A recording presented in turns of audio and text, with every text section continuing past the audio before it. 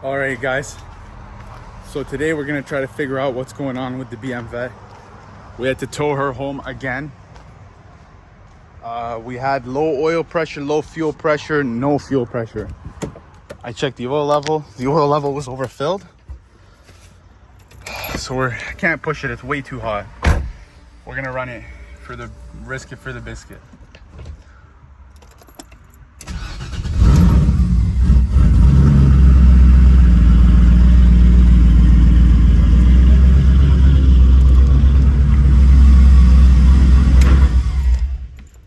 Okay, we made it in the shop, but there was no fuel pressure there. All right, guys, little update here on the BMVETTE. So we were having our fueling issue.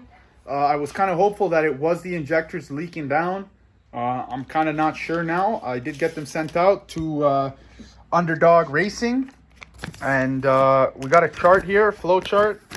And even though they were not leaking, there was one injector bad, 2 injectors fair. Now they're all good. They're all cleaned up. Shout out to for the good quick turnaround. Got a couple little stickers. Got the flow chart. We got the injectors all sealed up. Racing, basically brand new again.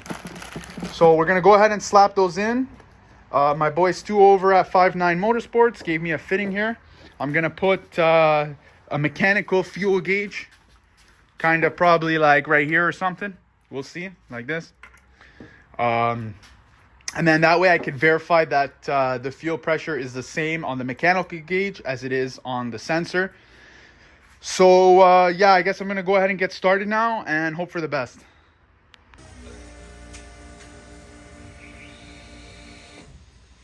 So we have pressure there. All right, we got some fresh plugs here.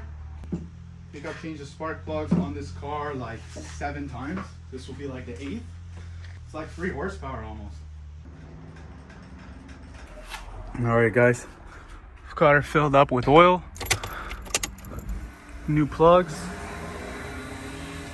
We've got pressure there. Fingers crossed. Let's see what happens.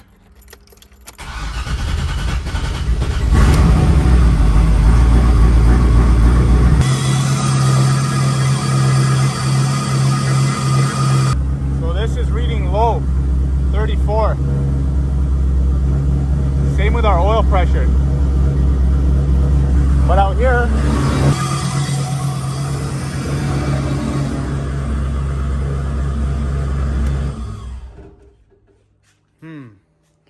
so I'm suspecting we might have an issue with our wiring here. Maybe this harness is chafed somewhere, because we got low oil pressure as well.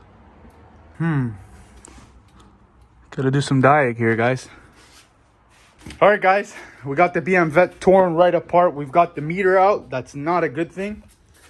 But take a look at this. So when we key on the orange wire, which is our 5-volt reference, we need to be getting 5 volts. And so I'm only getting around 3.7, 3.8, which is an issue. So what I had done is I had checked the harness in there, wiggle around, see, make sure no wires are chafed. I unplugged the oil pressure switch. Still didn't change over here at the fuel pressure sensor. I measured it there. It's the same reading. Then I thought to myself, there's only one other thing that's part of this 5-volt reference circuit, and it's this sensor, the boost pressure sensor. I remove it, boom, 5 volts back on the meter. Take this out, plug it back in, fire her up, but we're back in business.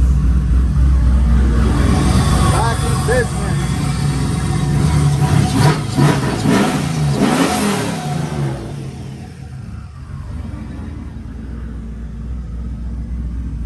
Let's go. I'm fired up right now, guys. So sometimes you gotta think outside the box, you know, especially with these build type scenarios, because you never know what's going on. So now what I'm gonna do is I'm gonna see if it's the sensor that's bad or if there's something wrong in this harness bringing the rest of the system down. Let's go.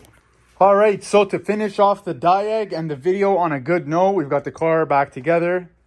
I performed a continuity test on our 5-volt reference wire to the connector in there, because this is a wire that we've added, a sensor we've added. And I verified I got good continuity on the orange wire. Therefore, the sensor is no good. It's pretty unfortunate. This is a low dollar motorsport sensor. I guess it goes with the name of the sensor. It's low dollar. It doesn't last forever.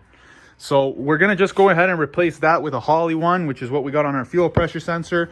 That one's okay. So hopefully it lasts a lot longer than it originally did.